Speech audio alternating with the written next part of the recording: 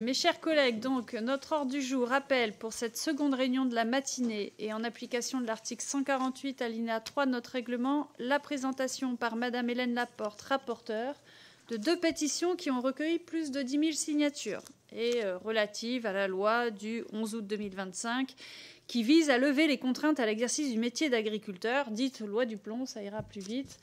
Donc je la nommerai comme ça dès lors.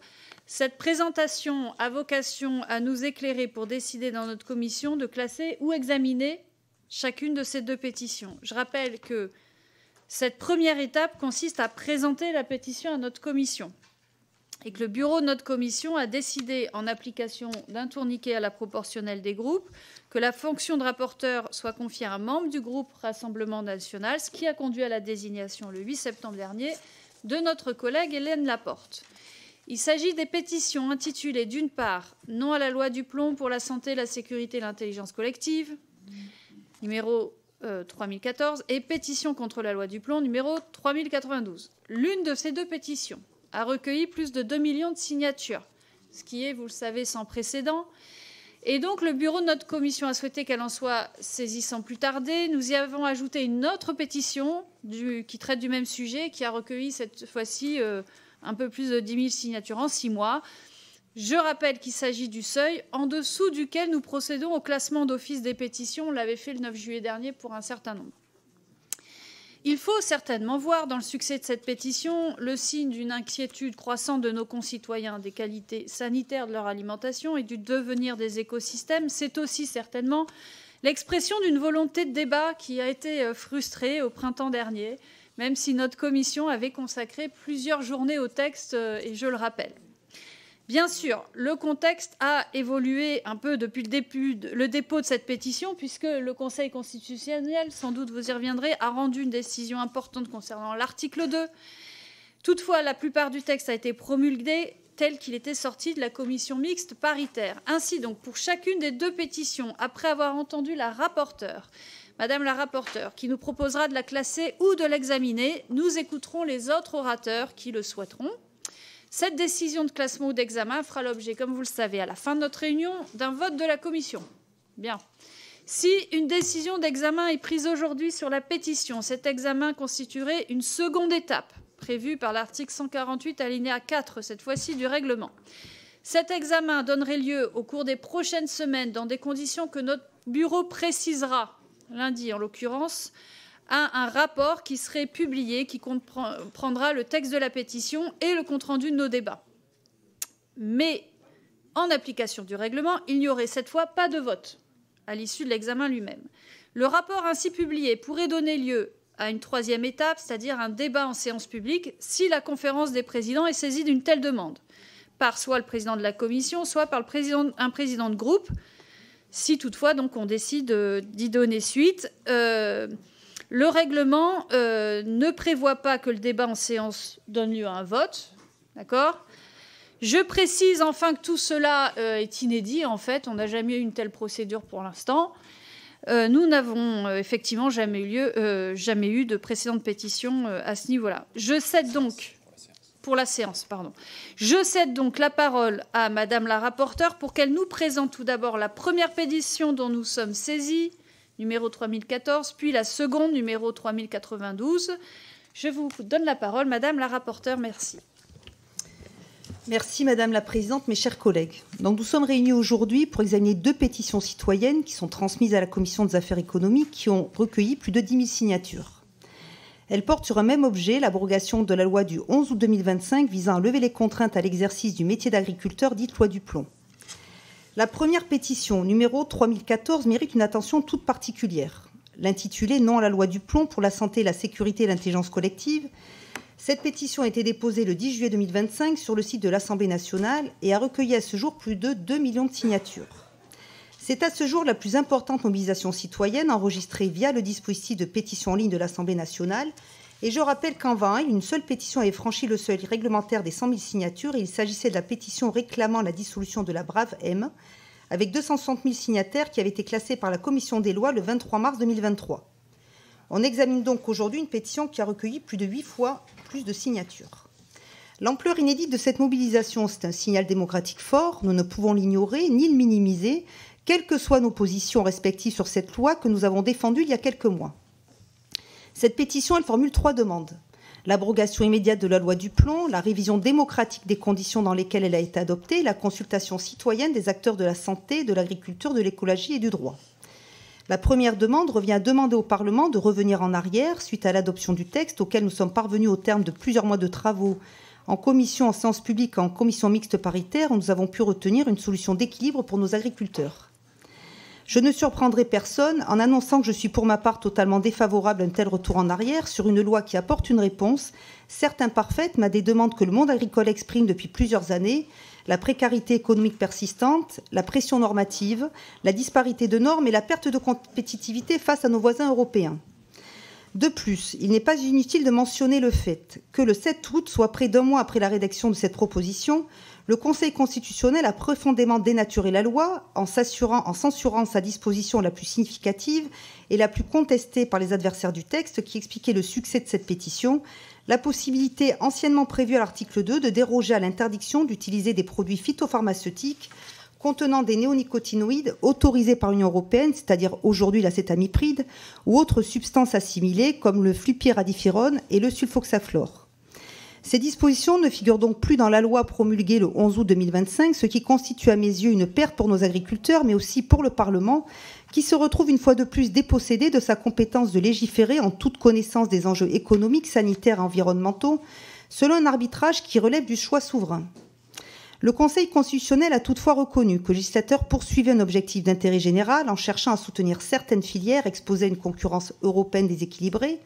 En effet, les néonicotinoïdes et substances assimilées ont été approuvés par l'Union européenne jusqu'en 2033 et sont toujours autorisés dans les autres États membres, créant une concurrence déloyale pour certaines de nos filières agricoles françaises qui ne disposent pas d'alternatives suffisantes.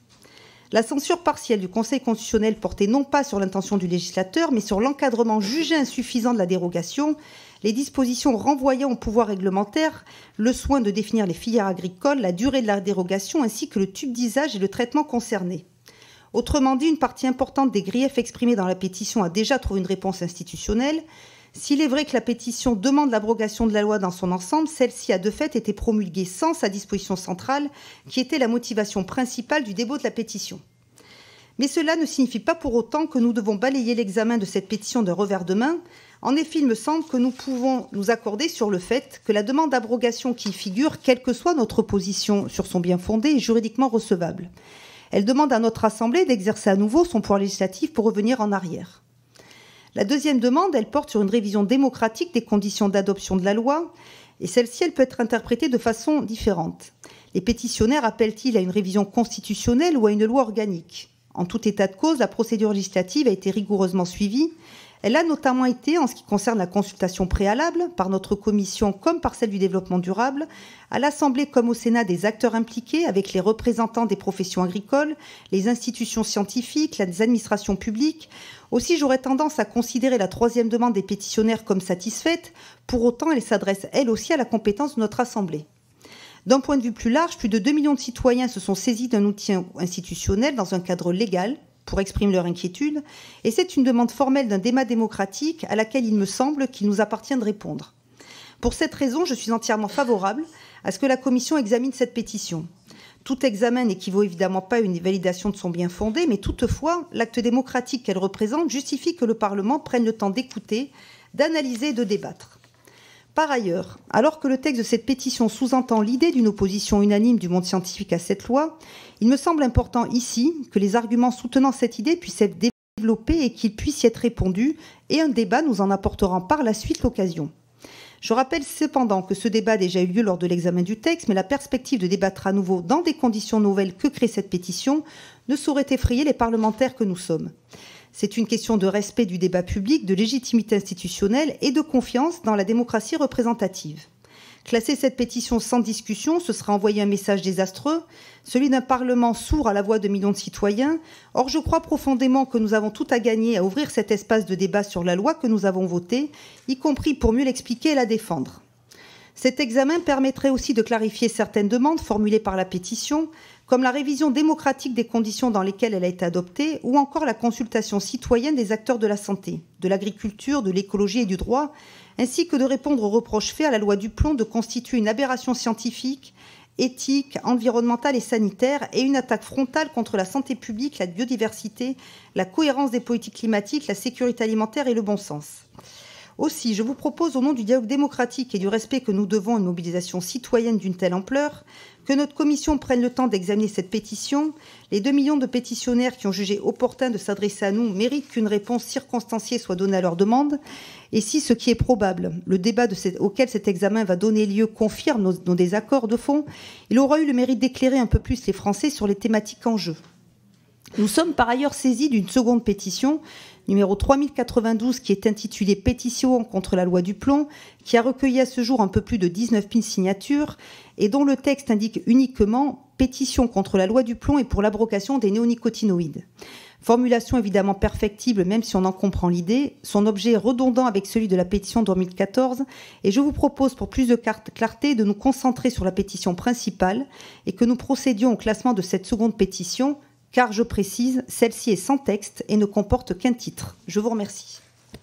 Je vous remercie, Madame la rapporteure. Nous passons maintenant aux orateurs principaux des groupes politiques. Toujours les mêmes règles, c'est-à-dire 3 minutes d'intervention maximum, ce qui vous laisse 1 minute ou plus à Madame la rapporteure. Et évidemment, vous pourrez compléter autant que vous le souhaitez à la fin. Pour le groupe du Rassemblement national, Monsieur Robert Le Bourgeois. Je vous en prie.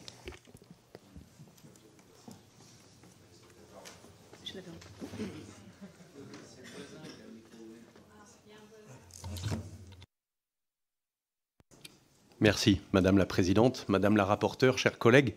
Faut-il le rappeler, en janvier 2024, des milliers d'agriculteurs sont descendus dans les rues ou sont venus à Paris pour crier leur colère face à des gouvernements qui, depuis trop d'années, ont promis sans agir, promis d'œuvrer à des meilleurs revenus agricoles ou de lutter contre la concurrence déloyale. Mais dans le même temps s'enchaînaient les traités de libre-échange et les surtranspositions qui soumettent nos agriculteurs et nos éleveurs à des distorsions de concurrence intenables. Au lendemain du mouvement des agriculteurs, toute la France et tous les mouvements politiques les ont assurés d'un soutien sans faille. La loi visant à lever les contraintes à l'exercice du métier d'agriculteur faisait donc partie des multiples réponses dont notre agriculture a besoin. Bien loin des mensonges éhontés de l'extrême gauche, cette loi visait simplement à répondre à certaines demandes du monde agricole en matière de gestion de l'eau, de simplification des normes d'extension des exploitations, ou d'usage d'un produit que la France a été la seule à interdire par ce zèle normatif dont elle seule a le secret. Certaines de ces avancées ont été balayées d'un revers de main par le Conseil constitutionnel, qui, une fois de plus, s'est arrogé un pouvoir qu'il n'a pas, celui de législateur. Que dire aussi du bloc macroniste qui, en février 2024, assurait derrière son Premier ministre d'alors, Gabriel Attal, qu'il était fini le temps des interdictions sans solution. Ces mêmes macronistes tâtonnent désormais et demandent un avis de l'ANSES et de l'EFSA, avis dont nous disposons déjà. Énième promesse sans lendemain, donc, et surtout énième trahison pour notre agriculture. Entre les mensonges des uns et les tergiversations des autres, seul le Rassemblement national a honoré sa parole. Dès 2022, Marine Le Pen s'est engagée dans son programme présidentiel à refuser toute interdiction de substances actives sans solution équivalente et économiquement soutenable. Promesse renouvelée par Jordan Bardella lors des dernières élections européennes et législatives. Durant tout l'examen de la proposition de loi dite Duplon, les députés du groupe Rassemblement national ont honoré cet engagement fait aux agriculteurs. Et s'il en est qui nous regardent, ce matin, nous leur disons ceci, nous ne vous abandonnerons pas. Nous pourrions être seuls contre tous, que nous ne cesserions pas de vous défendre. Toutefois, vous le savez, le Rassemblement national tient pour sacré l'expression populaire et le débat démocratique. Aussi, comment pourrions-nous ignorer 2 pétitions ayant récolté 2 millions de signatures pour l'une et 19 000 pour l'autre? Le groupe Rassemblement national soutient donc naturellement l'examen de celle des 2 pétitions qui a recueilli le plus de signatures, leur objet étant largement similaire. J'en terminerai en disant simplement que de même qu'il est nécessaire de lever les inquiétudes relatives à la santé publique et à l'environnement, il est aussi urgent de redire aux Français que ce débat reste celui de notre souveraineté alimentaire et que derrière cette problématique, il en va de la survie même de nos exploitations. Je vous remercie. Merci, Monsieur Le Bourgeois. Madame la rapporteure, vous souhaitez répondre? Bien, merci. Pour le groupe EPR, Monsieur Jean-Luc Fugit. Merci Madame la Présidente. Madame la rapporteure, depuis l'été, donc la loi visant à lever les contraintes à l'exercice du métier d'agriculteur suscite des inquiétudes. Plus de 2 millions de citoyens, donc citoyennes et citoyens, se sont mobilisés à travers une pétition pour demander son abrogation ou à minima un débat. Ce niveau de mobilisation montre qu'il s'agit d'un sujet profondément politique et sociétal. Dans ce contexte et face aux craintes exprimées par nos concitoyens, il nous appartient d'être responsables. C'est pourquoi le groupe Ensemble pour la République se prononcera favorablement à la tenue de ce débat. Concernant spécifiquement l'acétamipride, beaucoup d'informations contradictoires, voire fausses, circulent. Il est donc nécessaire de rappeler les faits. Cette substance est autorisée au niveau européen, sous conditions strictes, et à ce stade, des interrogations demeurent sur les effets cumulés avec d'autres produits ou sur son impact sur la biodiversité. Mais c'est précisément pour cela qu'un débat est utile, pour faire le point sur les connaissances scientifiques disponibles et sortir des croyances. Notre groupe souhaite que nous ayons une approche scientifique face aux enjeux sanitaires des pratiques agricoles qui ne se limitent pas au seul usage de la molécule d'acétamipride. Prenons par exemple le cuivre, dont la dose appliquée par hectare en agriculture biologique est très souvent supérieure pour beaucoup de cultures à ce qui se pratique en agriculture conventionnelle. Ce sont les chiffres de l'ANSES. Eh bien, l'ANSES a renforcé cet été les conditions d'autorisation pour les produits à base de cuivre pour limiter l'impact, y compris en agriculture biologique. Et si cela ne fait pas l'objet d'une pétition citoyenne, nous pensons que notre commission doit suivre ce sujet, car il est question de la santé de nos agriculteurs et de notre environnement, et aussi de la recherche d'alternatives au cuivre, très utilisé en agriculture biologique. Pour en revenir au débat souhaité ici, il sera l'occasion de rappeler que le texte de loi adopté en juillet ne se limite pas à la question de l'acétamipride. Le texte interdit, dès 2026, la fabrication, le stockage et la circulation en France de produits contenant des substances non homologuées par l'Union européenne. Cette loi inscrit aussi dans le droit français le comité des solutions à la protection des cultures, lancé en mars 2024 par le gouvernement de Gabriel Attal, qui réunit et fait dialoguer agriculteurs, chercheurs, instituts techniques et plusieurs ministères autour de l'objectif que nous partageons d'identifier les impasses et faire émerger des solutions alternatives, comme je l'évoquais par exemple pour l'usage du cuivre. L'abrogation de la loi signifierait aussi revenir sur d'autres mesures importantes comme la séparation de la vente et du conseil en matière de produits phytopharmaceutiques ou encore les mesures pour aider à mieux gérer les retenues d'eau. Ce n'est pas souhaitable pour nous. Au final, nous souhaitons que ce débat permette de renforcer le dialogue entre la science, le monde agricole, les citoyens élus que nous sommes et nos concitoyens. Merci. Merci, Monsieur Fugit. Madame la rapporteure. Oui, merci, mon cher collègue. Moi, je rappelle de toute manière, et c'est sur quoi nous sommes basés de toute manière pour défendre aussi cette proposition de loi et cette loi du plomb, que l'EFSA impose des seuils maximums au niveau des résidus et qu'elle considérait le rapport bénéfice-risque favorable concernant l'acétamipride, et c'était le cas aussi de l'ANSES avant l'interdiction de la loi. De plus, vous parlez des autres apports de la loi du plomb et que nos agriculteurs attendent, notamment la meilleure indemnisation des dégâts climatiques sur les prairies, le meilleur encadrement de l'action de l'Office français de la biodiversité dans ses missions auprès d'agriculteurs pour prévenir les conflits. Il y a tout un tas d'apports qui sont très importants pour nos agriculteurs pour la suite à l'intérieur de cette loi. Merci. Je vous remercie, Madame la rapporteure. Pour le groupe LFI, Madame Manon Meunier. Oui, merci, Madame la Présidente. Dur de savoir à qui attribuer le premier prix de l'hypocrisie cette année. Entre Emmanuel Macron, la ministre de l'Agriculture ou encore le sénateur Laurent Duplon, la concurrence est rude. Alors voilà les faits retenus pour nos participants. 1. Ils affichent tous une opposition de fer contre le traité de libre-échange avec le Mercosur tout en ne faisant rien pour s'y opposer réellement. 2. Ils préparent une loi avec des prix minimums d'entrée sur le territoire français et des clauses de sauvegarde pour protéger l'élevage et les agriculteurs français de la concurrence déloyale. Non, bien sûr que non. Ils préparent une petite loi dite Duplon qui permet au contraire d'aligner les normes françaises sur le moins-disant international en mettant plus de pesticides sur le marché, en donnant la main aux firmes pour s'accaparer les filières d'élevage, pour pouvoir produire plus avec moins d'agriculteurs, moins d'environnement et moins de santé, mais pour être compétitif. Et 3, ils essayent de faire passer la loi en loose dé à l'Assemblée nationale par 49.3 déguisé et ils attendent en espérant que ça ne fasse pas de bruit. Bon, eh bien, c'est raté. Pour la première fois sous la Ve République, une pétition de l'Assemblée nationale a reçu plus de 2 millions de signatures. C'est une pétition contre la loi du plomb qui demande à ce qu'il y ait un débat. Et c'est gigantesque et c'est révélateur. Oui, les Français ont le droit de savoir que votre loi du plomb ne concerne que 65 élevages bovins en France sur 63 000 et qu'elle ne va permettre qu'une seule chose, faciliter l'accaparement par quelques firmes et grands groupes des filières d'élevage aux dépens des agriculteurs et des paysages. Oui, les Français ont le droit de savoir qu'il n'y avait absolument aucune mesure pour améliorer le revenu des agriculteurs dans cette loi. Oui, les Français ont le droit de savoir que vous souhaitiez réautoriser sur 500 000 hectares en France l'acétamipride, un pesticide neurotoxique, dangereux pour la santé et pour l'environnement. Alors que nous ne pouvons pas faire comme s'il n'y avait pas de sujet. Rien qu'en ce début du mois de septembre, nous avons appris que 1. Le Fonds d'indemnisation des victimes de pesticides a enregistré un nombre record de déclarations de maladies dues à l'exposition professionnelle aux pesticides en 2024. Plus de 1000 dossiers reçus d'agriculteurs, de salariés agricoles, de travailleurs et parfois de membres de leur famille.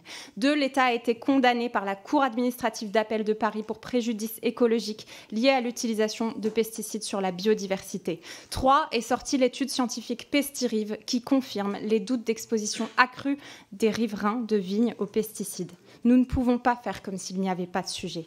C'est en fait un débat primordial qui se cache derrière toutes ces questions. Soit on continue avec votre logiciel, le libre-échange à outrance, l'alignement avec le moins-disant international pour être compétitif, et bon courage pour être compétitif avec les fermes de 100 000 bœufs aux hormones du Brésil ou les immeubles à 12 étages de cochons en Chine. Soit nous considérons que l'agriculture française est un sujet primordial de souveraineté, de santé publique, d'environnement, et nous acceptons enfin d'arrêter de considérer celles et ceux qui nous nourrissent comme une variable d'ajustement sur les marchés mondiaux.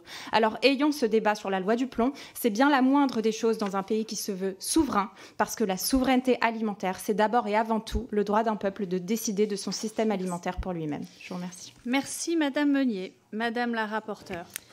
Oui, merci. Merci. Alors, vous souhaitez qu'il y ait débat, ça tombe bien, nous aussi. Alors, vous parlez d'hypocrisie. Vous vouliez décerner un prix, mais comment vous expliquez à nos agriculteurs que les 26 autres pays de l'Union européenne ont droit à ce néonicotinoïde ? Comment vous allez gérer le fait que vous consommez, vous ou vos enfants, de la pâte à tartiner avec des noisettes qui viennent d'un peu partout, parce que c'est ce qui se passe quand même, d'autres pays européens ou d'autres pays extra-européens avec des noisettes qui ont eu cette molécule ? Non, mais c'est pas le souci. Mais alors, comment on fera par la suite ? Parce que ce qui va se passer, alors je prends juste le cas de la noisette, c'est que les coopératives, elles vont importer des noisettes qui auront eu des traitements bien plus importants que celui-ci, alors que là, on aurait pu avoir une traçabilité. Je rappelle quand même que la loi du plomb permettait d'avoir vraiment quelque chose de très tracé, de très encadré. Donc, quand on parle d'hypocrisie, je sais que vous vous en foutez de la rentabilité de nos agriculteurs, mais ça va quand même bien au-delà. Non, mais si, il faut quand même... Comment vous l'expliquez ? Comment vous expliquez ? Alors que cette molécule, elle est autorisée jusqu'en 2033 au nom de l'Union européenne. Merci. Merci, Madame la rapporteure. Pour le groupe socialiste, Madame Mélanie Thomas.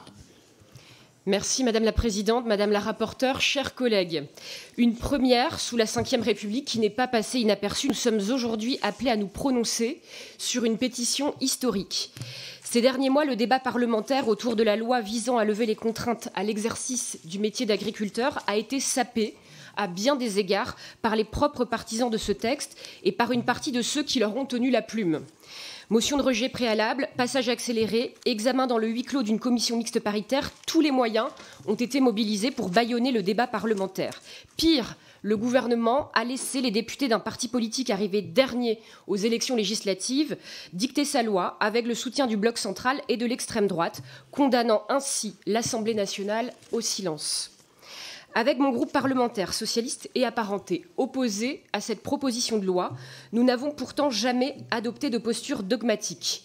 Nous sommes restés ouverts au débat tout au long de l'examen du texte, fixant néanmoins des lignes rouges à ne pas franchir.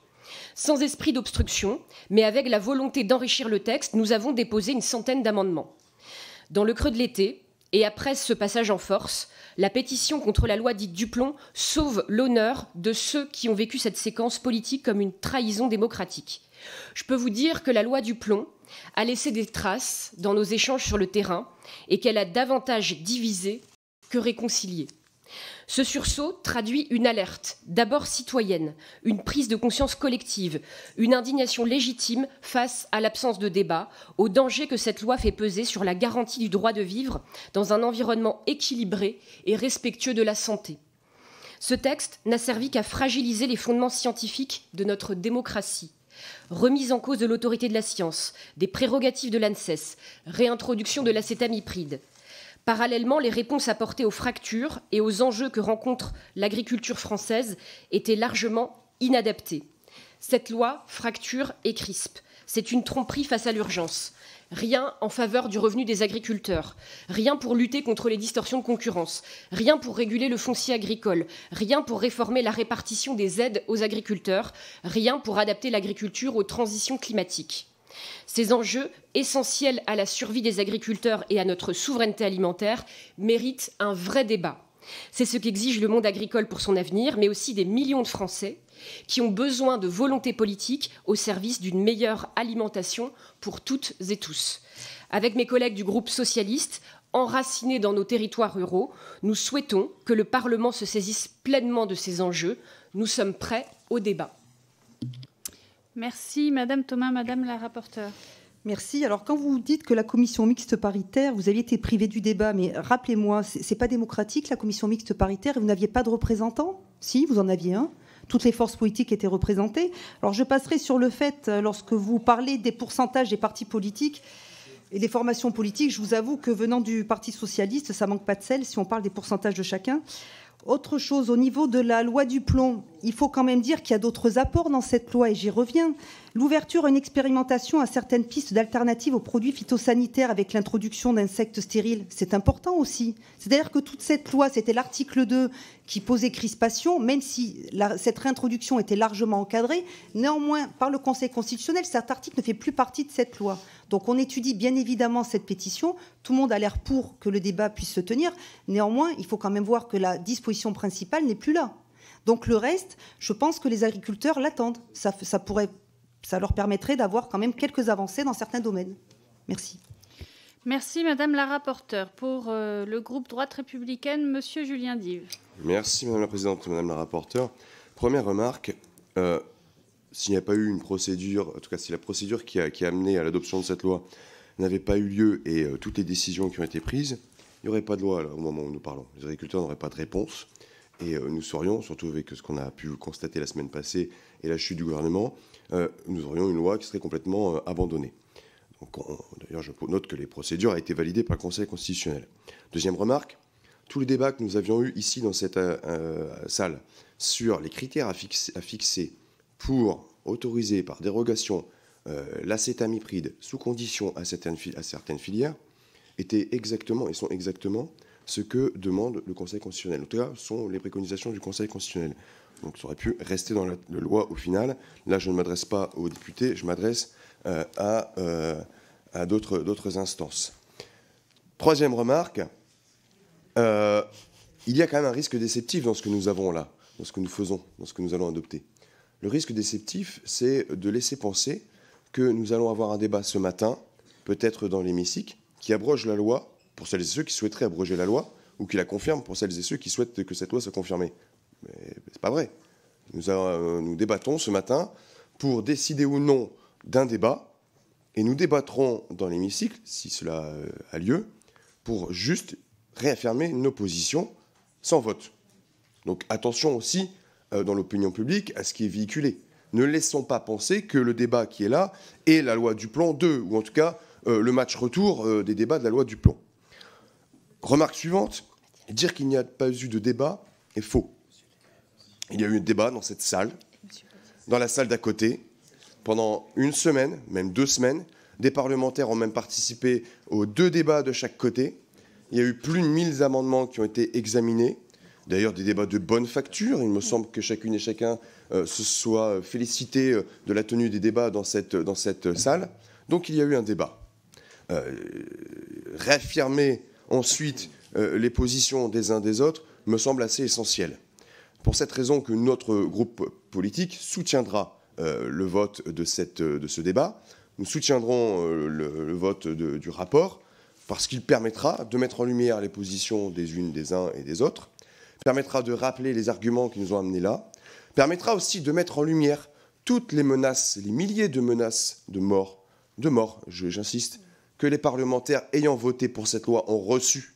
Mettre aussi en lumière les menaces que d'autres parlementaires ont pu avoir sur leur permanence, parce que je mets au même niveau les menaces et les pressions qui ont pu être exercées sur les différents parlementaires. Ne vous inquiétez pas, je l'ai en tête et je le précise, et je viens de le faire, chers collègues. Mais ça sera aussi essentiel de rappeler ce qu'on a reçu, parce que le débat, il a été aussi manipulé, il a été caricaturé, et c'est quand même bien dommage dans notre État. Juste une question, Madame la rapporteure, et je termine là. Avez-vous examiné les conditions de la promotion de cette pétition exceptionnelle? Merci. Madame la rapporteure. Oui, merci, mon cher collègue. Non, dans la mesure où il y a 2 millions de signataires, de toute manière, il est notre devoir à nous de l'examiner. C'est par rapport aussi à ça que nous sommes pour le débat au niveau du Rassemblement national et que je souhaitais, enfin nous, en tout cas notre groupe s'exprimera pour qu'il y ait ce débat derrière. Vous avez raison aussi de rappeler le fait que oui, il y a eu un débat. Et de dire qu'il n'y en a pas eu, c'est pas vrai, puisqu'on s'est réunis pendant plusieurs heures ici. Après, il y a une commission mixte paritaire où toutes les forces politiques sont représentées. Et après, derrière, il y a eu un vote où chacun était libre de s'exprimer en fonction de ce qu'il souhaitait. De dire également que cette loi, il n'y avait pas que cet article 2 et que ça permet quand même des améliorations pour le quotidien de nos agriculteurs. Et j'en terminerai, oui, sur toutes les menaces de mort ou de souhait de cancer que moi, par exemple, j'ai pu recevoir pour moi ou pour mes enfants en citant mes enfants, ce qui est absolument condamnable et que ce que vous devriez tous condamner au niveau des classes politiques. Merci, Madame la rapporteure. Monsieur Benoît Biteau pour le groupe écologiste et social. Merci, Madame la Présidente. Effectivement, cette pétition est historique et les citoyens se mêlent enfin de ce qui les regarde. Cette pétition confirme que la question agricole doit sortir de la bulle agricolo-agricole et doit être versée dans un véritable débat de société. 2,1 millions signataires, parce que l'agriculture, c'est la nourriture de tout le monde. C'est l'eau que nous buvons tous les jours. C'est l'air que nous respirons à chaque instant. C'est la santé de tout le monde, et en particulier de nos enfants, et un clin d'œil pour les enfants de ma circonscription qui sont atteints de cancer pédiatrique. Mais c'est aussi, et c'est pour ça que les citoyens s'occupent de ce qui les regarde, beaucoup d'argent public. Beaucoup d'argent public pour accompagner l'agriculture, bien sûr, mais aussi beaucoup d'argent public pour financer les logiques curatives sur la biodiversité, sur le climat, sur la santé. Cette pétition, elle est aussi salutaire pour la majorité des agriculteurs, contrairement à ce que certains continuent d'affirmer. Les irrigants ne représentent que 6% des agriculteurs. Les éleveurs concernés par le régime ICPE ne sont que 3% des éleveurs. 4,2% des surfaces sont concernées par des potentiels traitements à l'acétamipride. C'est donc une frange extrêmement restreinte du monde agricole qui peut se réjouir de ce texte. Mais la très forte majorité des agriculteurs en sont, en vérité, les victimes. Parce que ce qui menace la souveraineté alimentaire, dont tout le monde parle sans avoir un échantillon sur lui, c'est l'effondrement de la biodiversité, c'est le dérèglement climatique que cette loi du plomb accélère de manière irresponsable. Alors, je voulais quand même rappeler l'actualité de ces derniers jours. Pestirive, qui fait le constat que quand on est proche de parcelles traitées par les pesticides, eh bien on est sévèrement impacté par ces pesticides. Et encore une fois, c'est les enfants qui sont les premières victimes. La condamnation de l'État, ce 3 septembre dernier, en raison de procédures d'homologation peu protectrices de notre santé et de la biodiversité, confirme la pertinence de cette mobilisation citoyenne. En écho à cette mobilisation citoyenne, nous, les législateurs, devons donc, sans délai, convoquer le principe de précaution et de prévention et des politiques publiques qui accompagnent l'urgente bifurcation agricole. C'est le sens de notre volonté de demande d'abrogation de la loi du plan tout en préservant des avancées intéressantes, notamment le régime assurantiel sur les prairies ou l'arrêt de la fabrication de pesticides interdits sur notre territoire pour éviter de les commercialiser. Et donc ce débat doit avoir lieu dans l'hémicycle. Et il aura de toute façon lieu en dehors de l'hémicycle, à l'instar de ce qui va se passer samedi prochain à La Rochelle, dans un événement appelant à une convention citoyenne sur la transition agricole, confirmant ainsi l'adage de Victor Hugo qui disait que rien ne peut arrêter une bonne idée quand son heure est venue. Bien, merci Monsieur Biteau. Madame la rapporteure. Je réinitialise. Non, ça marche. Voilà, merci. Oui, merci, mon cher collègue. Là, j'y reviens encore. Que faites-vous des rapports bénéfices-risques de l'EFSA ou de l'ANSES ? Que dites-vous, là encore, en France, par rapport aux 26 autres pays de l'Union européenne qui utilisent cet acétamipride ? Je rappelle quand même que dans cette loi, il y avait quand même plusieurs garanties qui étaient prévues. Il y avait la nécessité d'un décret, la limitation aux filières dans le besoin, une autorisation temporaire avec renouvellement possible. Il n'est pas question d'avoir l'acétamipride de manière infinie. On sait très bien qu'il y a des études qui sont faites, notamment, je vais parler chez moi dans le Lot-et-Garonne au niveau d'Unicoque qui expérimente notamment des insectes par la suite qui pourraient prendre la relève sur cet acétamipride. Mais voilà, répondez-moi, que faites-vous par rapport à ces rapports de l'EFSA et de l'ANSES ? Vous y répondrez après, mais dans ce cas-là, ces instituts-là ne sont pas fiables ? Merci, Madame la rapporteure. D'ailleurs, chacun de vous peut effectivement s'inscrire voilà, dans les questions individuelles. Pour le groupe démocrate, Monsieur Éric Martineau. Merci Madame la Présidente, Madame la rapporteure, chers collègues. Nous examinons aujourd'hui 2 pétitions contre la loi visant à lever les contraintes à l'exercice du métier d'agriculteur, ayant reçu un nombre de signatures marquant. Nous ne pouvons l'ignorer et cela reflète les inquiétudes d'un grand nombre important donc de nos concitoyens. Je l'entends et je le partage. Je le dis d'emblée, notre groupe Les Démocrates soutiendra bien évidemment l'examen des pétitions, puisqu'elles ont recueilli plus de 2 millions de signatures ou moins. Et même si nous avons déjà débattu longuement en commission sur les sujets qu'elles soulèvent. À titre personnel, je m'étonne que la pétition 3109 d'Olivier Lehé n'a pas récolté une attention plus particulière, puisqu'elle en tire les conséquences en demandant de refuser d'importer ce que nous interdisons à nos agriculteurs de produire. Nous, députés, avons voté une résolution contre les surtranspositions européennes. En revanche, lorsqu'il s'agit concrètement de faciliter le travail des agriculteurs qui produisent pour nous nourrir, avec l'une des agricultures les plus vertueuses au monde, agriculteurs qui ont été soutenus par plus de 70% des Français lors des manifestations agricoles de janvier 2024, alors le débat s'enflamme et les entraves sont difficiles à lever. On s'étonne de voir le nombre d'agriculteurs et d'exploitations baisser, mais on ne leur apporte pas de solutions concrètes à leurs problématiques. Ne soyons pas hypocrites. Moi-même, j'aurais pu signer la pétition présentée aujourd'hui si, et seulement si, elle avait comporté une phrase essentielle, tirant les conclusions de son propre raisonnement. Je m'engage à acheter des produits de qualité, de saison, en acceptant de rémunérer les agriculteurs à la hauteur de mes exigences sanitaires et environnementales. Là, j'aurais signé. Arrêtons d'opposer de manière stérile agriculture et environnement. Arrêtons de mettre de côté le consensus scientifique sur les enjeux agricoles et environnementaux. Arrêtons d'oublier que les politiques publiques s'articulent entre échelle nationale et échelle européenne. En tant qu'agriculteur, donnez-moi les moyens de faire mieux. Je veux bien entendre que je travaille mal, mais alors dites-moi juste comment je dois faire. Pour toutes ces raisons, je souhaite un débat serein et apaisé, non instrumentalisé, qui tient compte avant tout des réalités de terrain. Soyons fiers de nos agriculteurs français. Notre groupe Les Démocrates votera en faveur de l'examen de ces pétitions. Je vous remercie. Je vous remercie, Monsieur Martineau. Nous allons regarder ce qu'il en est de la pétition 3109. Madame la rapporteure.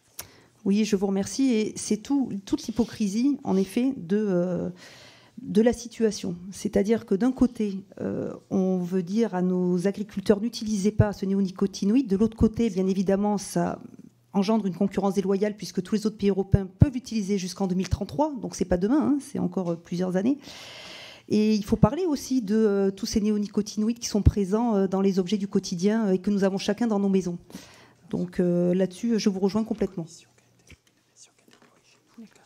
Merci, Madame la rapporteure. Pour le groupe Horizon, Monsieur Thomas Lam. Merci, Madame la Présidente. La mobilisation d'ampleur autour de la pétition déposée le 10 juillet dernier sur le site de l'Assemblée nationale doit collectivement nous interroger. Elle témoigne de la préoccupation légitime et croissante des Français à l'égard des enjeux sanitaires et de santé publique associés à notre alimentation et à notre modèle de production agricole. Le groupe Horizon et Indépendants est évidemment favorable à ce qu'un débat puisse se tenir à l'Assemblée nationale afin d'aborder avec sérieux, responsabilité et rigueur scientifique ces sujets qui nous concernent tous. Il est évident qu'il existe une incompréhension énorme entre le monde agricole et nos concitoyens, dont j'ai pu mesurer l'inquiétude dans ma circonscription, notamment en matière de santé publique. J'espère que cette nouvelle discussion sera l'occasion pour chacun de rappeler ses arguments afin de permettre à toutes et à tous de bien comprendre les enjeux. J'espère également que nous éviterons les arguments fallacieux et grossiers dans les deux sens, des arguments que nous avons pu voir sur les réseaux sociaux, parfois relayés par des collègues parlementaires. J'espère que nous resterons sur du sérieux et du factuel. Et puis, il y a quelque chose peut-être qui doit nous interroger, c'est que si l'opinion publique a l'impression qu'il n'y a pas eu de débat, alors que nous avons passé de nombreuses heures ici en commission et dans notre hémicycle, cela doit nous interroger sur l'écho de notre travail auprès de l'opinion. Je vous remercie. Je vous remercie, Monsieur Lam. Madame la rapporteure. Oui, je rejoins votre souhait d'un débat apaisé et je le rappelle, comme Madame la Présidente l'a rappelé, ça ne reste qu'un débat sans vote. Donc en effet, il ne faut pas en faire dire plus que ce qui se passe actuellement. Merci.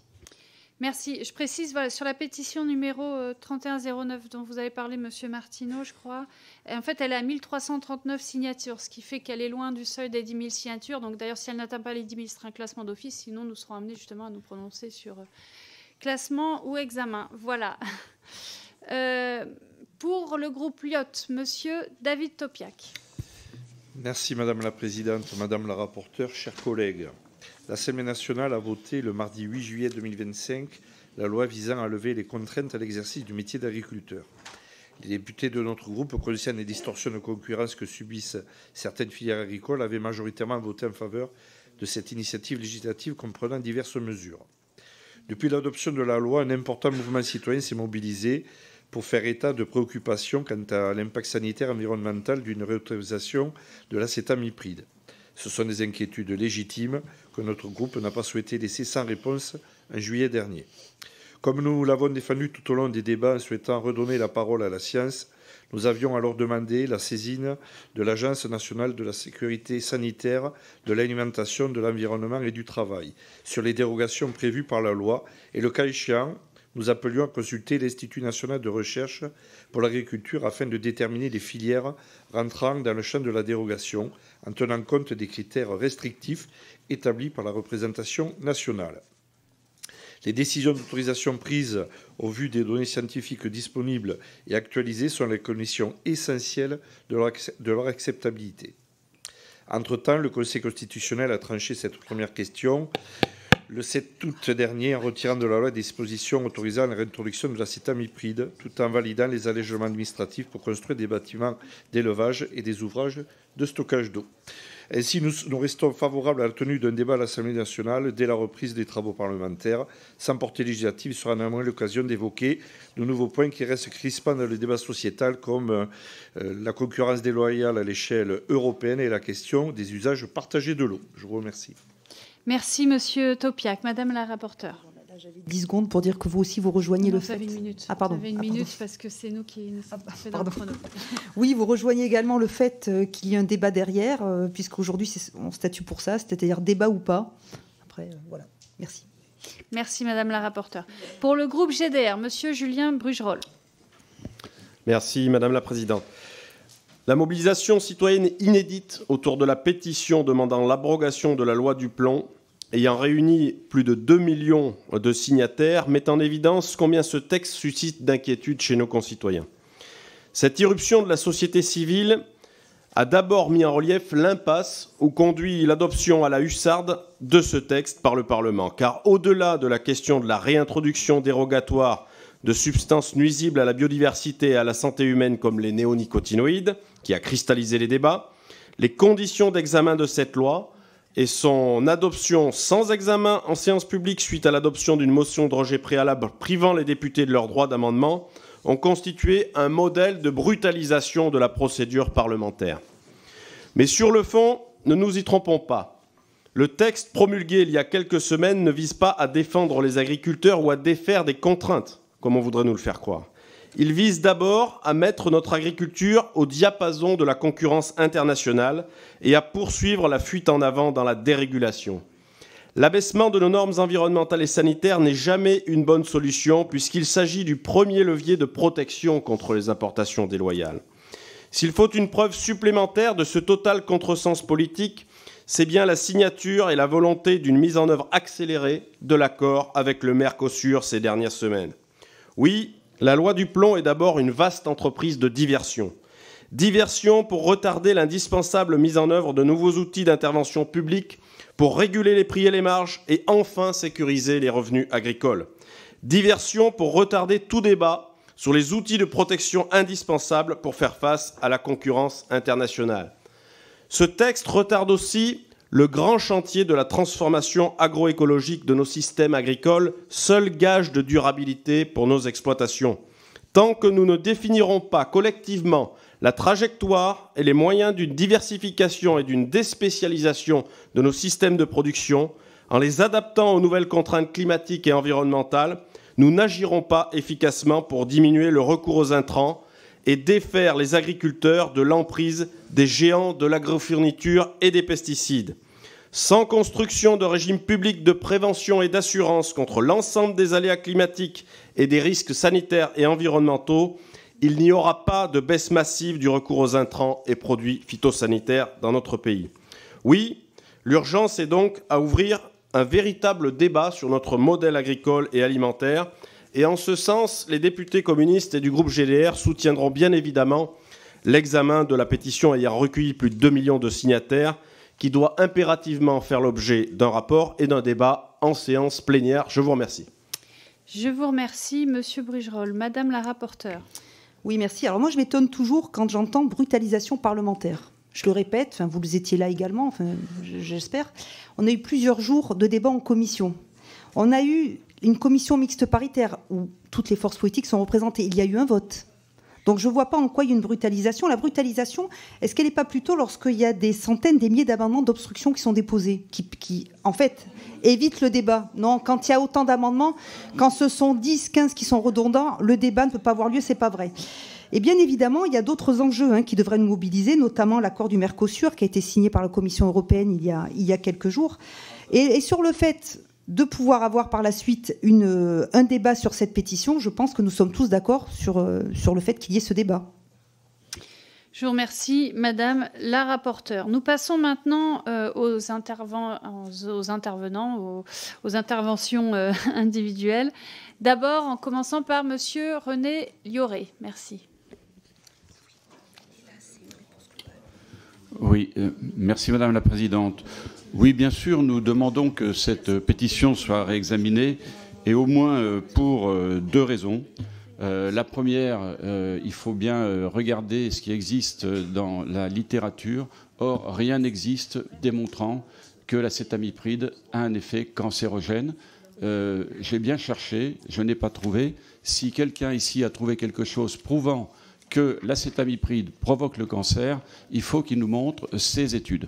Le deuxième point, c'est que sur cette interdiction de l'acétamipride en France, on ne dit rien des 26 autres pays, ça a été souligné, mais surtout, on laisse entrer dans notre pays des produits qui ont été traités à l'acétamipride dans 26 des autres pays. Alors, il y a un manque de logique profond.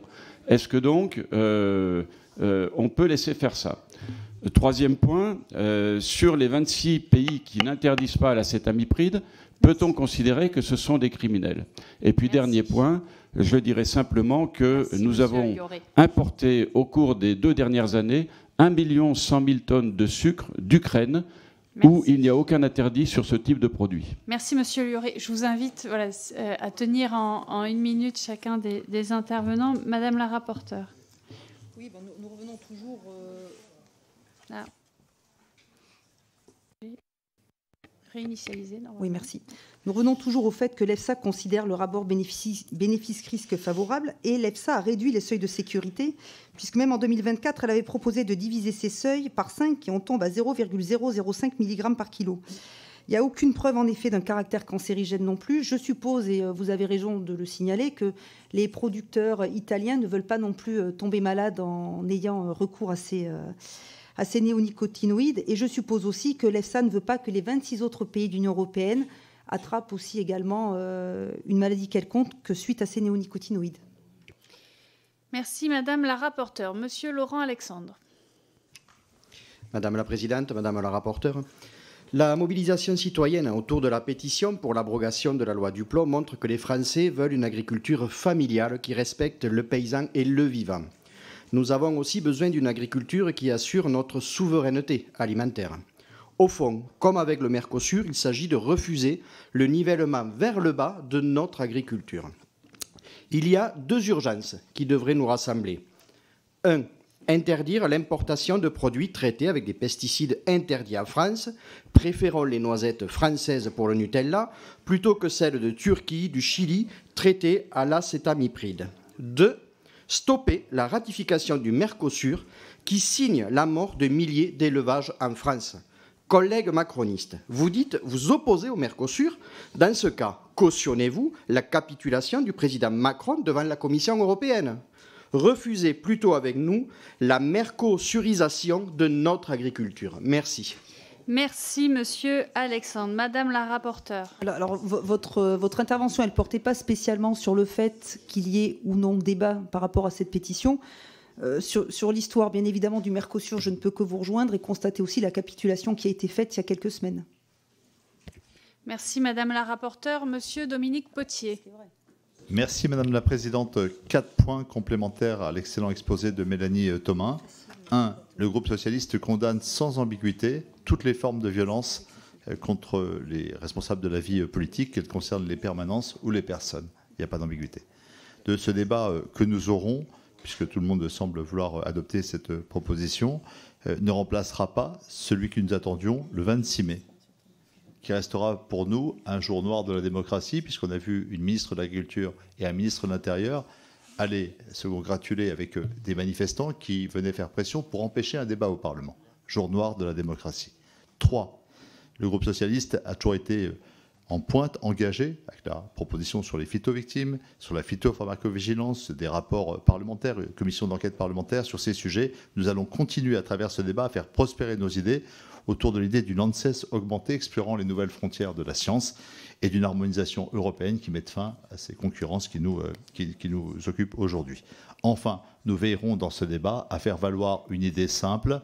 L'effet Duplon, c'est un effet aveuglant par rapport aux vrais enjeux qui sont celles de la santé environnementale et de la santé écologique et de la justice économique garante de notre souveraineté alimentaire. Merci Monsieur Potier, Madame la rapporteure. Oui, alors on y revient encore. J'ai répondu plusieurs fois. Le processus démocratique, il a bien eu lieu. Je ne vais pas vous refaire la genèse de toutes les actions qui ont été faites. Dans cette loi, il y a l'article 2 qui a été censuré. Le reste a été promulgué. Mais il y a des choses qui vont dans le bon sens par rapport aux néonicotinoïdes. L'ouverture à l'expérimentation à certaines pistes d'alternatives aux produits phytosanitaires, ça en fait partie. Il n'est pas question, encore une fois, c'était quand même très encadré, et vous le savez très bien, de permettre aux néonicotinoïdes d'être utilisés de manière indéfinie. Il était justement, le but c'était quoi? C'était de permettre aux agriculteurs d'avoir des solutions alternatives et de laisser, entre guillemets, à la science le fait de les développer pour qu'ils soient sur une concurrence équilibrée par rapport aux autres pays européens qui, eux, en bénéficient jusqu'en 2033. Et là encore, et on en consomme tous, et vous savez très bien, par la pâte à tartiner, par les huiles de noisettes, par tout ce qu'il y a, vous savez très bien que les produits rentrent aussi sur notre sol, et au moins il y a une traçabilité en France que nous n'avons pas ailleurs. Merci Madame la rapporteure. J'ai bien noté toutes les interventions, les demandes d'intervention, et je rappelle que je le fais par ordre décroissant de taille des groupes parlementaires. Monsieur Jean-Luc Fugit, mais qui s'est inscrit après. Donc, voilà. Merci Madame la Présidente. C'est juste une suggestion, parce que je suis déjà intervenu tout à l'heure au nom de mon groupe. Pour la suite des débats, je voulais vous interroger, Madame la Présidente, ainsi que Madame la rapporteure, sur l'idée peut-être de voir si nos procédures permettraient de saisir l'OPEX aussi de ce sujet pour participer à éclairer le débat, puisque l'OPEX réunissant à la fois 18 sénateurs, 18 députés donc de l'ensemble du Parlement, ce serait peut-être utile avec aussi une représentation de toutes les sensibilités politiques. Donc c'est une idée que je me permets de lancer. Et j'aimerais voir si vous pensez que ça pourrait être utile. Encore une fois, c'est dans le sens de ce que j'évoquais tout à l'heure. La science doit être une de nos boussoles dans cette affaire. Merci, Monsieur Fugit. Madame la rapporteure. Oui, alors on peut tout imaginer, puisque c'est un peu inédit ce qui se passe là. Vous savez qu'après, il va y avoir un rapport qui va être rédigé et que l'intermédiaire entre maintenant et le rapport, ça va être plusieurs auditions. Mais pourquoi pas envisager en effet de soutenir l'OPEC? Ça peut être tout à fait envisageable. Bien, Monsieur Guillaume Lepers.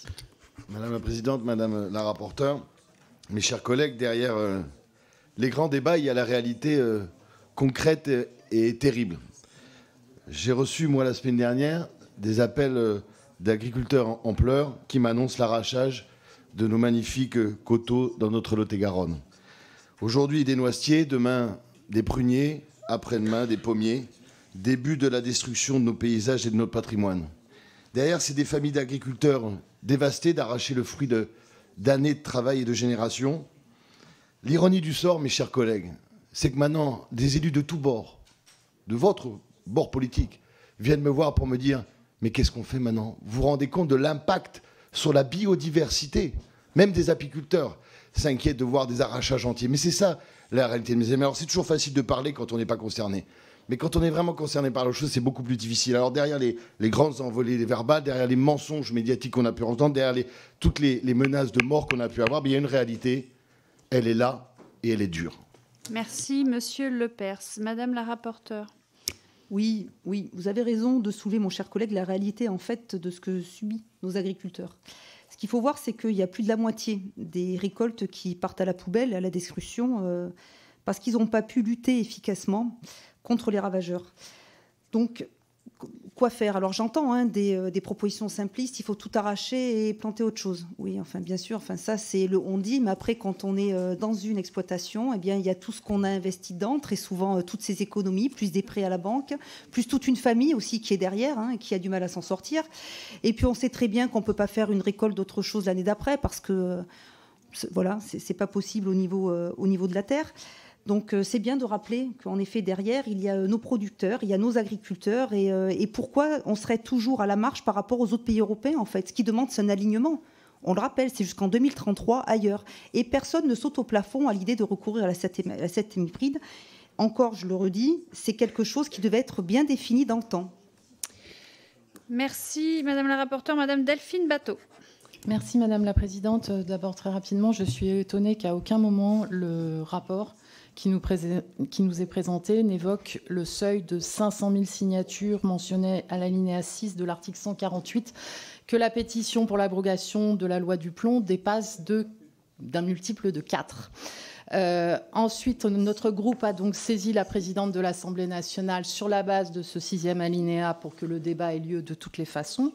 Et ensuite, un commentaire sur ce que nous avons entendu dans un certain nombre d'interventions depuis tout à l'heure, qui n'est pas très glorieux, parce qu'on aurait pu penser qu'après la prise de position du Conseil national de l'ordre des médecins et après que 2 millions de citoyens signent une pétition avec France Connect, qui est quand même pas un truc évident à faire, il y aurait à l'Assemblée nationale une attitude qui soit une attitude d'écoute, de prise en considération. Et ce n'est pas le cas. Et il y a quelque chose de fondamental qui n'a pas été dit.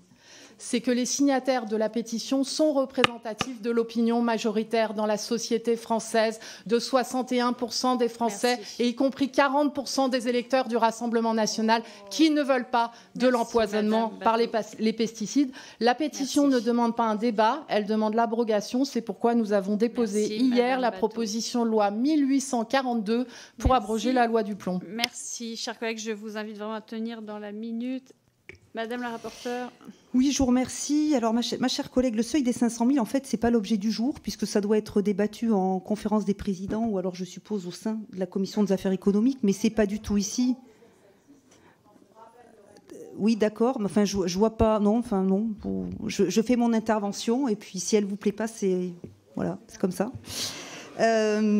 Après, par rapport au reste, c'est bien de parler des électeurs du Rassemblement national, mais les électeurs du Rassemblement national, ils veulent aider les agriculteurs surtout, madame. Et puis, ils n'ont pas un double discours face à eux, et puis après, lorsqu'il y a la période électorale. Donc, il faut quand même voir encore les choses. Il y avait un encadrement, là, on cherche une polémique pour rien. L'article 2 a été censuré. On sait très bien qu'il reste quelques dispositions dans cette loi pour lesquelles vous devriez être vent debout pour les aider, justement, par rapport à nos agriculteurs, si vous les considériez vraiment. Je vous remercie, Madame la rapporteure. Monsieur Richard Ramos. Cette pétition est la bienvenue parce qu'elle permet de rapprocher les citoyens des élites, et je me mets dedans, par rapport aux citoyens, parce que souvent on est trop éloigné. Donc 2 millions de personnes qui prennent un débat, c'est une chance pour la démocratie. Quant à cet amipride, c'est un neurotoxique. Et le mot neurotoxique, c'est pas un mot comme ça qu'on prend compliqué dans le dictionnaire. C'est nos parents, nos grands-parents qui ont Alzheimer, qui ont Parkinson, demain nous et après-demain nos enfants et nos petits-enfants. C'est pas des mots, c'est de ça dont il s'agit. Par contre, et donc c'est pour ça que moi, très franchement, je pense que ce débat-là, il est utile, et il est utile dans des gens qui ne pensent pas tout à fait la même chose. Par contre, et je me mets également dedans, pour certains dans une forme de lâcheté, pour d'autres d'impuissance, on n'arrive pas à interdire à nos paysans des produits qui sont des poisons pour la société, alors qu'on met des boulets à la charrue de nos paysans. Et ce n'est pas le débat, c'est amipride ou pas, qu'il faut avoir. Je pense que c'est un produit dangereux. C'est qu'est-ce qu'on fait pour protéger nos agriculteurs contre les concurrents. Et puis, Madame la rapporteure, vous avez dit qu'on ne sautait pas au plafond pour le remettre l'acétamipride. Est-ce que c'est une reconnaissance d'un aveu de sa dangerosité, puisque vous dites que vous ne sautez pas au plafond? Merci. Madame la rapporteure. Je ne saute pas au plafond, tout comme les agriculteurs qui ont recours. Mais là encore, et je le dis, il faut aussi laisser le temps aux producteurs d'avoir une solution, c'est-à-dire... il faut avoir une alternative pour eux, parce qu'actuellement, ils peuvent pas s'en sortir. Puis si on parle des... Mais bien. Alors, la dangerosité, elle est avérée à forte dose. Mais alors, si on va par là, la toxicité de l'acétamipride en tant que telle, c'est pas un argument, parce que l'ensemble des pesticides le sont. Si on parle de la bouillie bordelaise,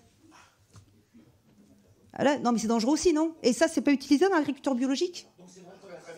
Non, mais à très faible dose, alors très bien, je vous remercie de m'avoir dit ça, mais c'est pas à très faible dose qu'on proposait l'acétamipride? Si. Si, et on proposait quelque chose d'encadré, vous le savez très bien. Donc si on va par là, je ne sais pas, Monsieur Ramos, si vous avez un chien, il a un collier antipuce peut-être? Non, ben les deux, ils ont un collier antipuce, il reste dans votre salon? Non, il n'a pas de collier antipuce. Très bien.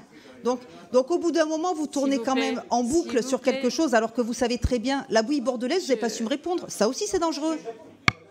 Ne vous énervez pas, Monsieur Ramos.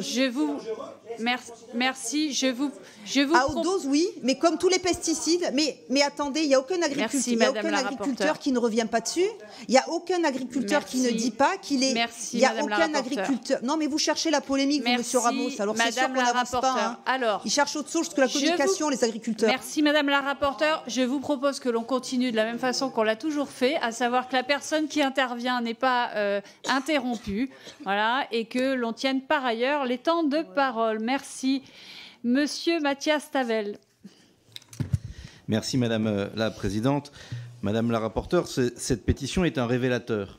D'abord un révélateur démocratique. Quand 2 millions de citoyens contestent une loi adoptée par le Parlement, il est normal que nous souhaitions pour que la pétition soit examinée, mais dans une 6e République, 2 millions de signatures, ça devrait permettre l'organisation d'un référendum d'abrogation et pas seulement un débat au Parlement. Le vote sur l'abrogation, il aura lieu. Le groupe La France Insoumise dépose une proposition de loi d'abrogation qui sera examinée dans notre niche le 27 novembre. Mais c'est aussi un révélateur, cette loi ne règle aucune question pour les agriculteurs, elle menace la santé et l'environnement sur la question des pesticides, mais aussi sur le développement de l'élevage intensif qui est un facteur de développement de virus extrêmement dangereux. Surtout, c'est un révélateur du fait que M. Macron et M. Retailleau ont dealé l'adoption de cette loi du plomb en échange de leur ralliement au Mercosur, soutenu par la Commission et sa présidente LR, Mme van der Leyen. Il y a une réponse claire, interdire l'importation en France de produits agricoles produits avec des produits interdits sur notre territoire. Merci, Monsieur Tavel. Madame la rapporteure. Alors, vous parlez, mon cher collègue, de la niche dans laquelle vous souhaitez mettre un vote pour l'abrogation de la loi du plomb. Donc, alors que l'article 2 en est sorti. Donc, vous assumez le fait de vouloir abroger une meilleure indemnisation des dégâts climatiques sur les prairies. Vous assumez le fait de ne renoncer à une expérimentation à certaines pistes d'alternatives aux produits phytosanitaires, et je parle d'introduction d'insectes stériles. Écoutez, vous l'assumerez auprès des agriculteurs. Bien, merci Madame la rapporteure. Monsieur Benoît Biteau. Merci Madame la Présidente. Je voulais répondre à la rapporteure qui m'a interpellé sur l'EFSA.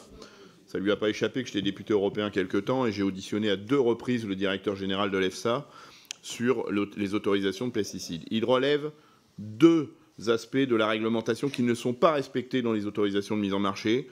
C'est les intoxications chroniques, c'est-à-dire dans la durée, qui n'ont plus rien à voir avec la dose et l'effet de ces pesticides sur la biodiversité. Il le reconnaît lui-même. Et il reconnaît que la réglementation qu'il ne respecte pas est de toute façon insuffisante parce que les métabolites de décomposition de ces molécules ne sont pas évalués dans leur toxicité et que ces métabolites, plus les molécules auxquelles on est exposé dans la vraie vie, puisque dans la vraie vie, on est exposé non pas à une molécule, mais à un cocktail de molécules, eh bien ce cocktail-là, la dangerosité n'est pas évaluée. Et donc quand on a autant de faisceaux de doute, c'est à ce moment-là qu'on doit convoquer le principe de précaution, d'autant plus, Madame la rapporteure, d'autant plus que les solutions alternatives existent. On n'est pas en train de proposer une suppression sans solution, puisqu'il y a une solution, Merci. Ça s'appelle l'agronomie. Merci, Monsieur Bittot. Madame la rapporteure. C'est bien pour ça que l'EFSA réduit le seuil de sécurité. Donc ça répond quelque part à votre question. Ben si. Mais enfin, mais arrêtez toujours de vouloir faire croire que vous avez une culture agricole. Vous n'êtes pas seul maître. Enfin, ça suffit. Enfin, il y a une. Enfin, ça m'a pas échappé. Vous étiez député européen puisque je prenais l'avion en même temps que vous. Donc l'EFSA. Ne pariez pas, Monsieur Bittot, s'il vous plaît. Donc, par rapport à la réduction des seuils de sécurité, l'EFSA l'a préconisé et elle a divisé ces seuils en 2024. Bien, merci Madame la rapporteure. Il reste 2 inscrits, Monsieur Éric Martineau. Merci Madame la Présidente. J'espère que nous aurons le débat, parce que ce que révèlent aussi nos échanges là ce matin ici en commission, c'est aussi quand même une méconnaissance quand même des contraintes liées à l'exercice du métier d'agriculteur. Et on est quand même on doit s'interroger. Si je prends quelques exemples, récemment, je veux dire, j'ai été interpellé par un agriculteur en biologique en plus, qui avait des élevages de poulaillers, qui ne peut avoir que 4 poulaillers et non pas 5. Donc il est obligé de construire une société pour pouvoir se différencier, pour pouvoir répondre aux attentes, justement pour avoir plus de poulets bio dans nos assiettes. Et puis, j'invite quand même nos collègues à se poser quand même une question qui pour moi est essentielle, c'est-à-dire que depuis 7 ans, on se passe par exemple de l'acétamipride, mais par quoi on l'a remplacé? Comment on a fait dans certaines cultures? J'invite quand même. Et dans ce cas-là, on peut se poser la question, doit-on interdire l'azadiractine? Parce que personne ne se pose la question, mais on l'a remplacé, cet acétamipride. Donc, j'aimerais avoir une réponse, si possible. Merci. Merci, Monsieur Martineau. Madame la rapporteure. Une réponse sur quoi? Sur le remplacement? Ah bah, c'est à vous de juger. Pardon, une réponse sur le remplacement? Mais... Pardon? Vous n'êtes pas obligé, hein, vous voyez. Non, mais je sais bien que c'est pas une colle, mais par rapport à ça, il y a justement des études qui sont faites, il y a des expérimentations qui sont faites, donc on attend pour le coup d'avoir une solution pérenne pour la suite. Bien, merci. Il reste Monsieur Maxime Lenné. Merci Madame la Présidente. Bon, je me réjouis qu'on aille vers l'organisation de ce débat et même ensuite sur un vote. Ce sera l'occasion de rediscuter de l'acétamipride et on a en fait face à nous 2 options. Soit on réintroduit, soit on maintient l'interdiction et on ajoute ce qu'on propose nous, l'interdiction de l'importation de produits traités. En fait, il faudra se déterminer en fonction de 2 logiques. Soit un libéralisme mortifère qui tire mécaniquement tout vers le bas, soit un protectionnisme solidaire qui fait exactement l'inverse. À l'heure actuelle, on nous dit les autres, ils utilisent une molécule poison, donc on est obligé de faire la même chose, et du coup, le poison, on le retrouve partout. Et ben nous, on propose exactement l'inverse. On l'interdit en France, on interdit l'importation, ce qui fait que ça protège notre environnement, notre santé, nos agriculteurs, mais ça oblige les autres à s'aligner sur ce mieux-disant s'ils veulent continuer d'exporter chez nous. On a donné l'exemple des noisettes dans une célèbre pâte à tartiner. Et ben peut-être qu'en Turquie, ils produiront mieux, et en tout cas, et sinon, cette fameuse marque devra se fournir en France. Donc ce sera une bonne nouvelle pour tout le monde. Donc on aura 2 logiques, celle du fric à tout prix ou celle de la vie. Merci. Merci Monsieur Lenné. Madame la rapporteure. Vous savez très bien qu'on ne pourra pas imposer, déjà ni au niveau d'Italie, ni au niveau du Piémont, ni au niveau de la Turquie, mais vous savez très bien qu'on ne pourra pas l'imposer, de ne pas y avoir recours. Et quelle traçabilité on aura? Si on parle par exemple notamment du Mercosur, vous en avez parlé à plusieurs reprises, on sait très bien que ce qui va arriver chez nous, la traçabilité s'arrête du pays de départ. Et c'est sûr... C'est sur déclaration. Non, je ne suis pas d'accord avec ça, absolument pas. Mais je suis juste logique sur le fait que vous savez très bien qu'une production en Turquie, on ne pourra pas la contrôler. Non, moi je renonce pas. Contrairement à vous, je renonce pas. Bien, Madame la rapporteure, est-ce que vous souhaitez compléter vos réponses, avoir quelques mots de conclusion? D'accord. En tout cas, je vous remercie pour ce débat apaisé. Et du coup, je pense que nous aurons beaucoup de choses à nous dire dans l'hémicycle. Je vous remercie, Madame la rapporteure. Donc, nous allons maintenant procéder au scrutin sur la décision de classement ou d'examen, d'abord de la pétition numéro 3014, donc celle qui a atteint plus de 2 millions de signatures. Non à la loi Duplon pour la santé, la sécurité et l'intelligence collective. Je rappelle que la rapporteure a proposé de l'examiner, n'est-ce pas? Donc, qui est favorable à cet examen? Bien. Qui, au contraire, est contre qui est pour le classement, de cette pétition? Bien. Donc, il y a vote à l'unanimité pour l'examen de cette pétition. Donc, il en sera procédé ainsi. Bien. Et donc, je rappelle qu'au bureau de lundi, nous discuterons des modalités de cet examen. Nous allons à présent procéder au scrutin sur la seconde pétition dont nous sommes saisis, numéro 3092, intitulée « Pétition contre la loi Duplon », pour laquelle la rapporteure a proposé un classement. Donc, la rapporteure ayant proposé de la classer, qui est favorable à ce classement? Au classement, je dis bien. Voilà.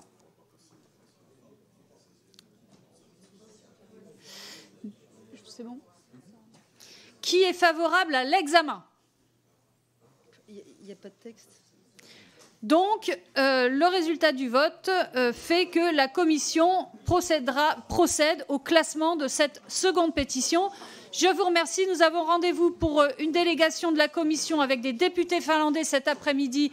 Nous discuterons à 14h, notamment nous discuterons de l'accord avec le Mercosur, de la PAC. Et d'ailleurs, nous allons, au mois de septembre, rencontrer un certain nombre d'homologues sur ces questions-là. Et je vous donne rendez-vous, s'il vous plaît, mardi prochain, avec les responsables des syndicats agricoles sur la question du traité de libre-échange avec le Mercosur. Bon appétit à toutes et tous.